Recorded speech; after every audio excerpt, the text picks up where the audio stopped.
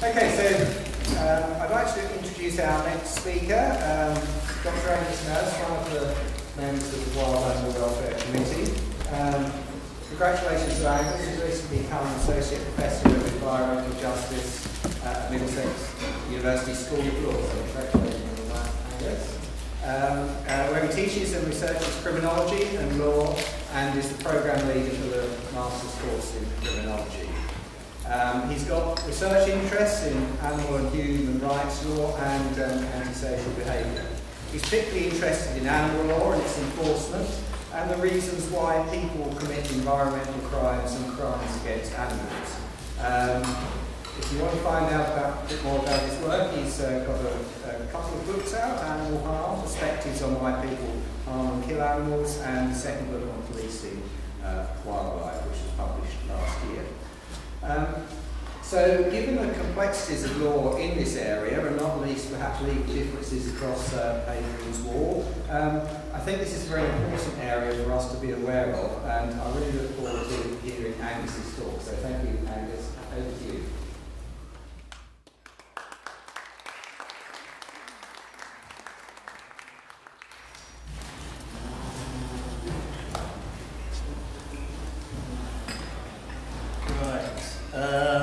I'm going to thank Pete for the shameless book plug, so that means I can cut them down a little bit because I do tend to drop them in.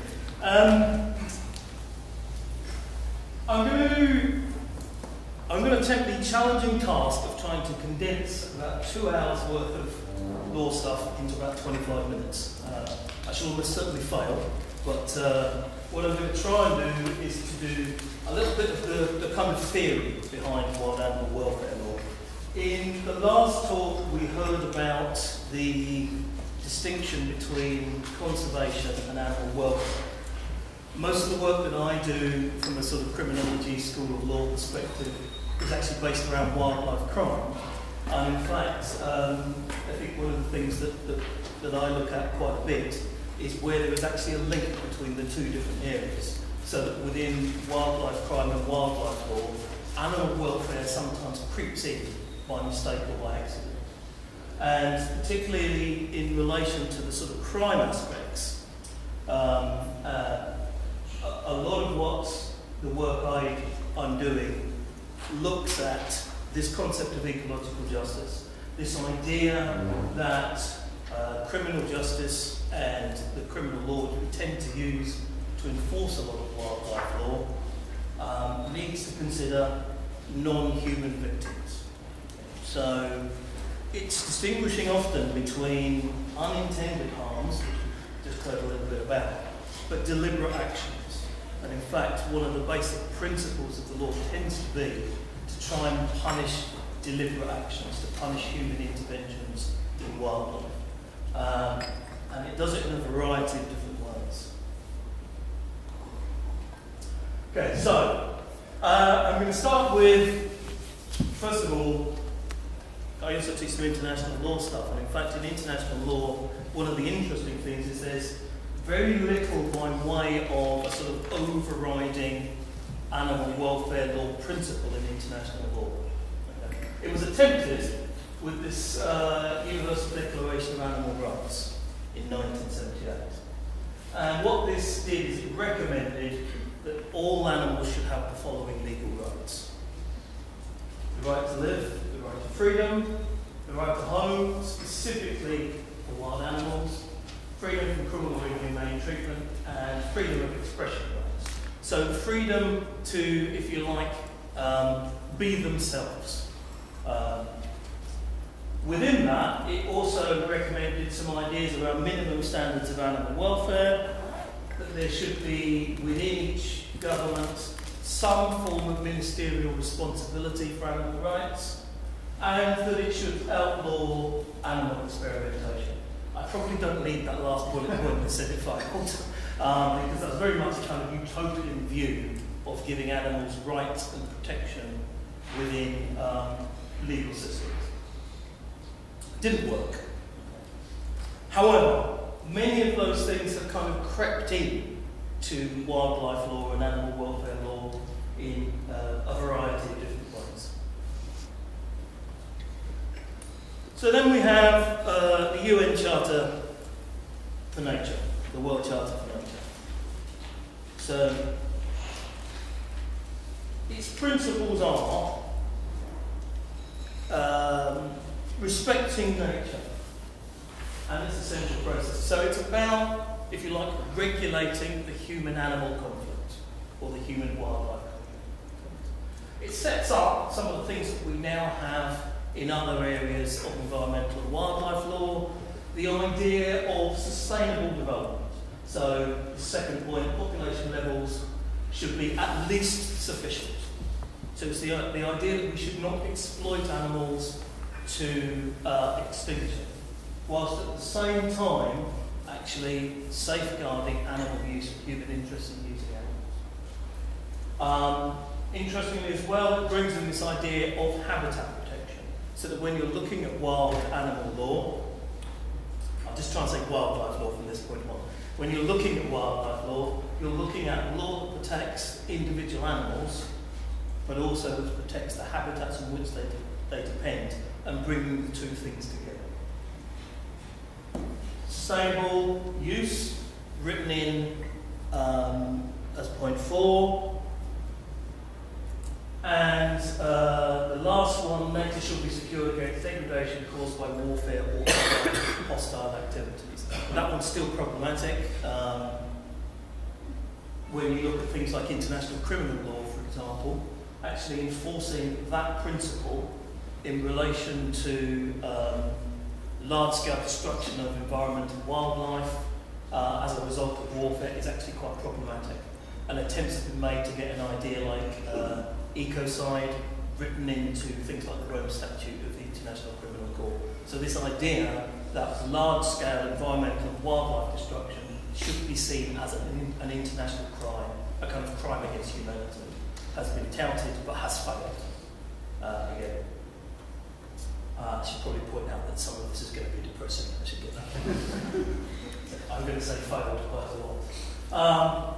However, we do have an international mechanism called CITES, the Convention on International Trade in Endangered Species. And it's endangered species of wild flora and fauna, or fauna and flora, I always get it wrong around. But effectively what this does is it regulates the trade in wildlife, and it has a welfare implication, because what it does is it basically says wildlife and animals that are considered to be rare or threatened by trade should not be traded. Okay. And within that, it brings in a whole range of things around the enforcement. The idea that this trade should be subject to criminal sanctions and should be monitored and should be rigorously enforced. And every member state of CITES, we're now up to 183, is supposed to ratify this through its national legislation. So we have national legislation that regulates the trade in wildlife, and we have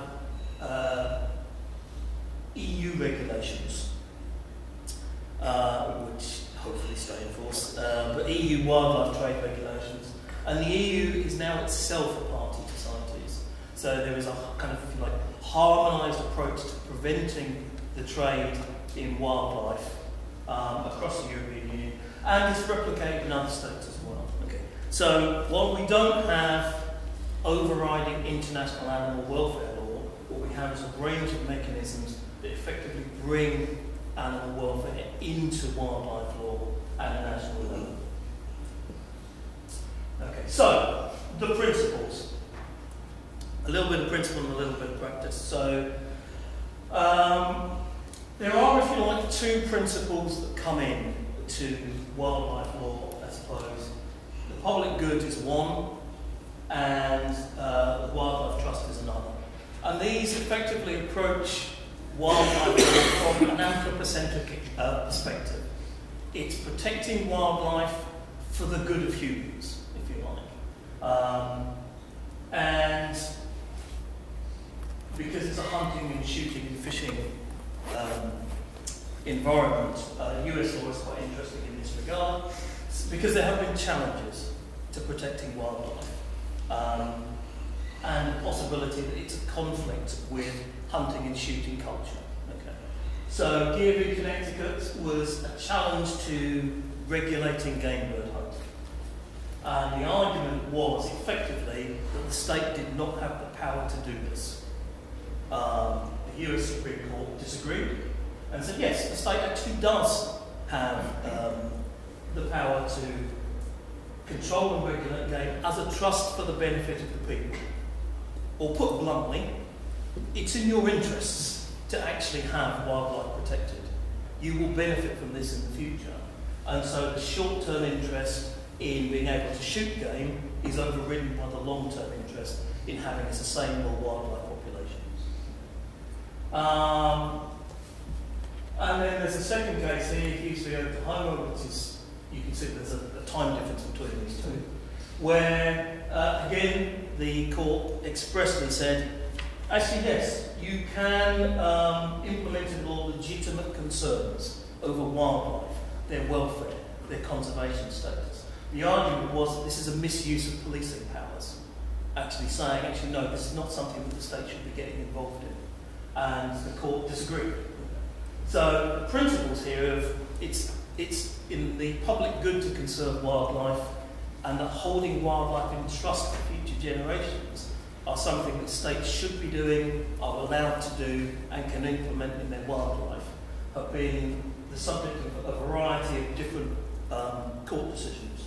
There's a British one which actually says that animal welfare promotes feelings of well-being, and so it's actually worth protecting animals in that regard, even if there are people who don't feel that well-being. So these principles crop up over and over again in different parts of the legislation. Okay. So that's the basics. Now on to a couple of bits in relation to contemporary wildlife law itself. And what it tends to do is it tends to have these four key things.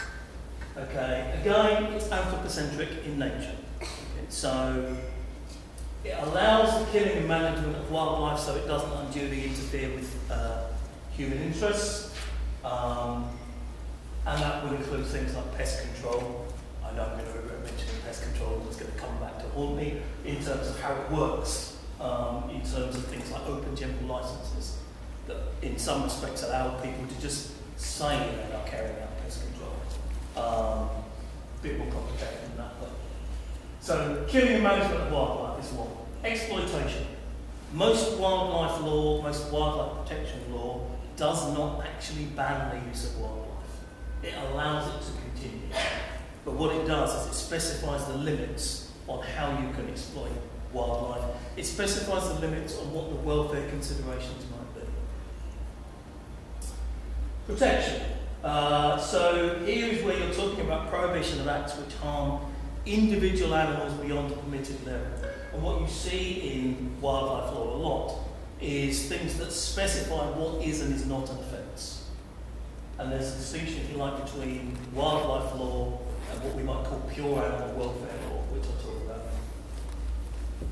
And then again, this idea of conservation, implementing these public good and wildlife trust doctrines. So, wildlife law tends to do these four things. Often it's dressed up as legislation that protects animals. So things like Protection of Badgers Act, Conservation of Seals Act as was, but which still allow the use of animals under certain circumstances. And to a certain extent, allow infringements on animal welfare up to a point at which it becomes unacceptable. It's how we define what's unacceptable, which is often the technical issue in relation to wildlife law. So, one of the problems in the principles of wild animal law, for the most part, animals are still considered to be property or just things. So in effect, what the law does is that determines the extent to which they are protected under the law. Okay. Animals cannot, for example, be crime victims. Okay, there are circumstances where people can effectively advocate for animals, but an animal cannot technically be a victim of crime. There probably is an exception to that, but I haven't found it yet. Okay. One of the other things is that the extent to which animals are considered to be property or things also determines the extent to which animal abuse and offending is seen as part of a continuum of crime. So even in areas where we're looking at the links between animal abuse and, say, domestic violence, which is something that I've looked at in my research, the domestic violence bit tends to be seen as mainstream crime and part of criminal law. The animal abuse tends to be seen as an animal issue or an environmental issue, and the two don't necessarily link up. And again, the seriousness with which animal crime is viewed by criminal justice systems is also determined by their status as property or things. Okay. So, again, most wildlife crime tends to be dealt with by environment departments rather than mainstream justice departments. Even if you look at it within a US context, for example, you have the US Fish and Wildlife Department, US Fish and Wildlife Service, who tend to deal with a lot of wildlife crime rather than it being a mainstream policing issue. Although weirdly, you also have a situation where some US states actually do consider animal abuse to be a felony, and they have animal abuse registers much the same as they have sex offender registers. Okay. So there's potentially a conflict, and the conflict there in some respects is between domestic animals and wildlife. Okay, so looking at the problems and the solutions that come within wildlife law. Where we have a problem of illegal use or exploitation, that often comes within a sort of environmental rights perspective, in the context of illegal use and exploitation of wildlife being something that might be seen as infringing on the rights of humans rather than infringing on the rights of the animal. Where we have ecological harm and destructive human interventions, where our solution tends to be to protect the biosphere and the non-human species rather than dealing with, if you like, the underlying environmental harm. And often when we're looking at animal rights and discriminatory treatment or abuse of animals, our response tends to be one of prosecuting and legislating, attempting to give legal rights or better legal protection for animals, but it tends to be protection in the context of specifying what we think is unacceptable behaviour while still allowing animals to be used. Don't worry, I will explain this. Okay, so I'm going to gloss over that one because of time. But so our approaches to wild animal welfare within the law tends to fall into these three categories, and in fact the top one is the one that we tend to use the most. Use of the existing criminal law or refining the criminal law. So, for example, the EU, within the Lisbon Treaty, it views animals as being sentient beings requiring protection. So that's in the Lisbon Treaty, this idea that animals are sentient within the EU and should be protected. And within that, there are also principles that say we should look at animal crime as being serious crime. Okay. Now, the extent to which that actually happens varies from state to state, and it varies dependent on how we view individual offending against animals. There's a second approach, which is what we call a regulatory approach, emphasis on social regulation, self-regulation and use of NGOs. And a while ago, when we had that glorious ideal of the big society, the idea of the big society as applied, for example, to animal law, was that you might take this out of the hands of the police and rely on NGOs, animal protection NGOs, to do a lot of the work involved in protecting animals. My tone probably gives you a clue as to what I think about that. But then the third possibility is the kind of the long goal, emphasis on fundamental change, social transformation.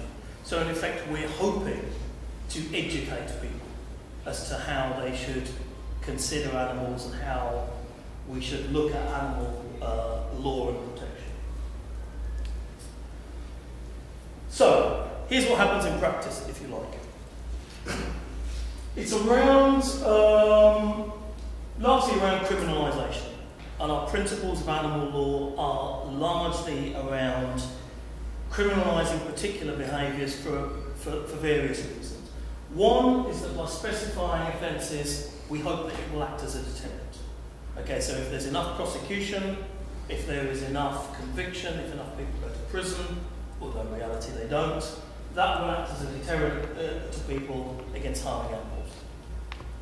It's also about reducing the likelihood of future offending, and it's also about reducing harm. But within different areas of law, there are different perspectives. So the Animal Welfare Act 2006, for example, imposes a positive duty towards animal welfare on protected animals.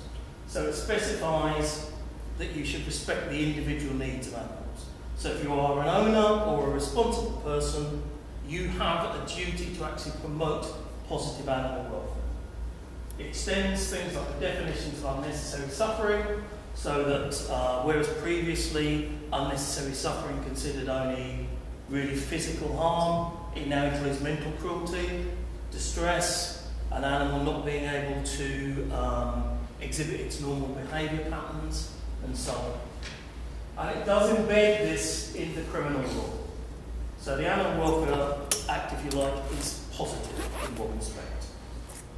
Most wildlife, pure wildlife legislation, and this is where I think there is a distinction between animal welfare and wildlife, tends to be negative in scope. So that what it does is it lists prohibited acts. If you hunt with dogs, you commit an offence. If you take wild birds' eggs, you commit an offence, and so on. So it's kind of negative in saying these are the things that you cannot do. The problem with, if you like, the kind of that side of it, is it tends to be reactive. So our enforcement approach, in a lot of cases, is based on waiting till an offence happens, and then detection, apprehension, and punishment. And here, some of it is part criminal and is part regulatory. And in fact, even within the Law Commission's recent review of wildlife law, one of their objectives, if you like, was to attempt to reduce the regulatory burden on business of complying with wildlife law. So, if you like, on the pure animal welfare side, you're talking about criminal activity. On the other side, you can be talking about a range of different things. And within that, I think one of the other principles that I just wanted to mention was around the idea of intent. Because throughout wildlife law, you are seeing various things which talk about intent and deliberate acts. So the welfare considerations relate to the sort of practical idea that people are deliberately going out and doing something. Okay, so under the Old Wild Mammals Protection Act, it related to deliberate harm, and it specified a range of offences. So if anybody mutilates, kicks, beats, nails, otherwise impales, stabs, burns, stones, crushes, drowns, drags or asphyxiates any wild mammal with intent to inflict unnecessary suffering, and again you're back to the physical thing, you commit an offence. Under the Protection of Wild Mammals Scotland Act, that prohibits wild mammals from dogs, hunting wild mammals from dogs, and again it's back to intent. And I know that in their response to the Bonamy Review, Police Scotland said that in practice it's rare for this act to be used for anything other than illegal fox hunting. But there are issues with intent. So what we're really saying in the law is, I'm going to get into trouble for this maybe. What we're really saying in the law is, if you harm an animal but you didn't intend to harm it, that's probably okay.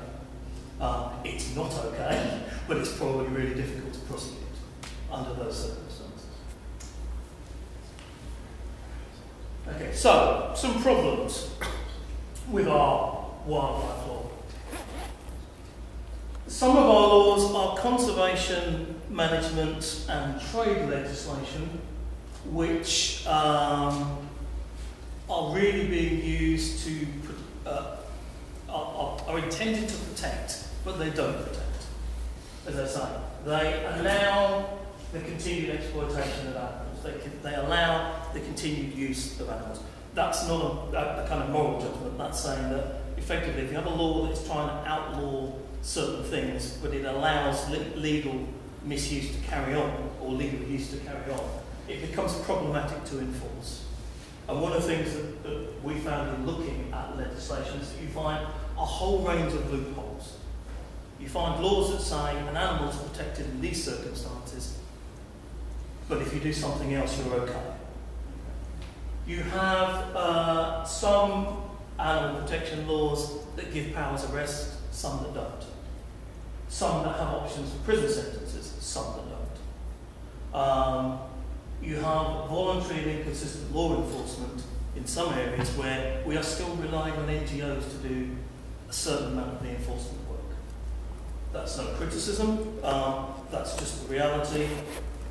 And we are looking at, as I said, wildlife law being a responsibility of environment and conservation departments, rather than being part of mainstream crime. However, one of the principles that's worth considering is the idea that the people involved in animal abuse and wildlife offences are involved in other things.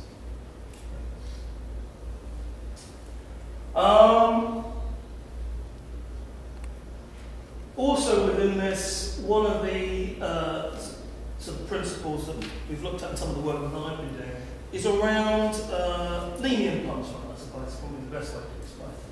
So that where there are criminal penalties, they are not always used.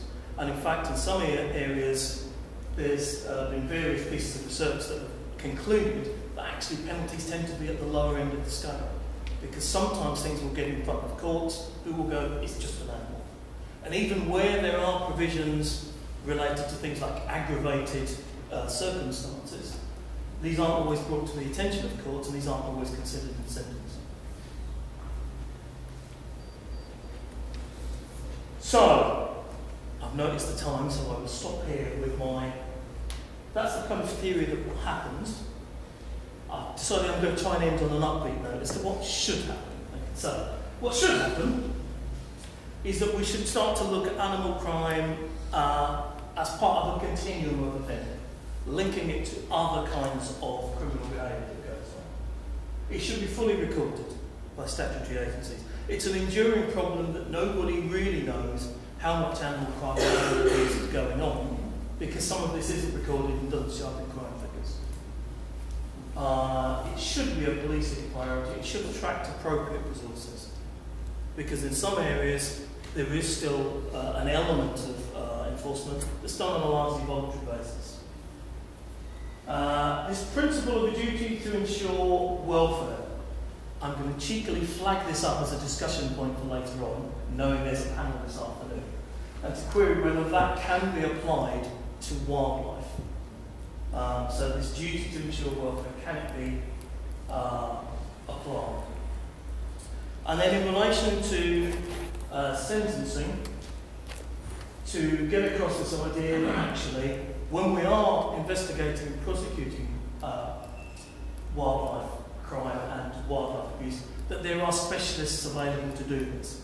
My understanding is that there are in Scotland, there are specialist wildlife prosecutors, but not necessarily in other jurisdictions. I will stop there. Thank you. Hi, yeah. If we remove the specific list of actions from the Wild Mammals Protection Act, and also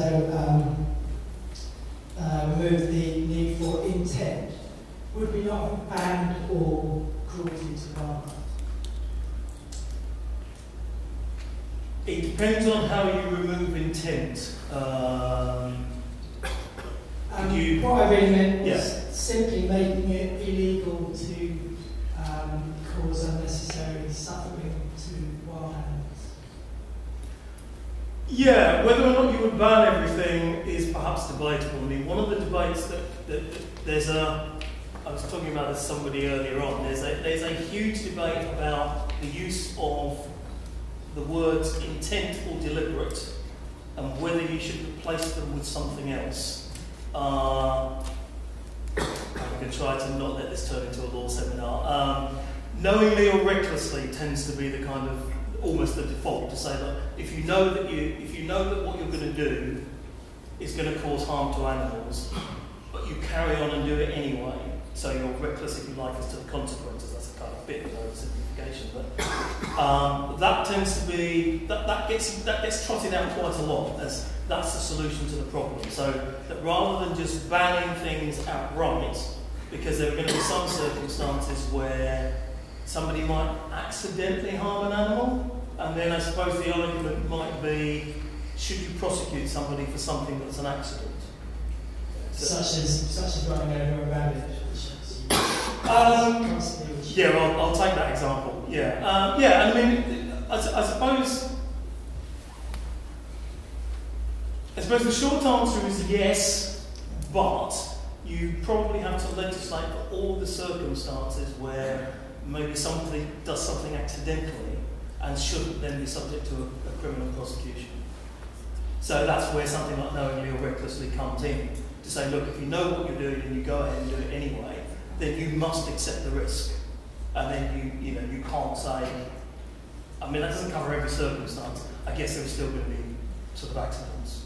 So I know that's quite a long-winded answer to your question, but does that do it? That's I mean, fine. in principle, I would go yes. I think there's a problem with intent and deliberate, and I think effectively what Police Scotland are saying is there was a problem with enforcing that. So I probably would favour something else other than intent or deliberate, but I think just taking it out is problematic because I think you have to legislate for accidents, unintended consequences, and so on. Knowingly or recklessly tends to be the best we've got, but I think there are still problems with that. Thank you.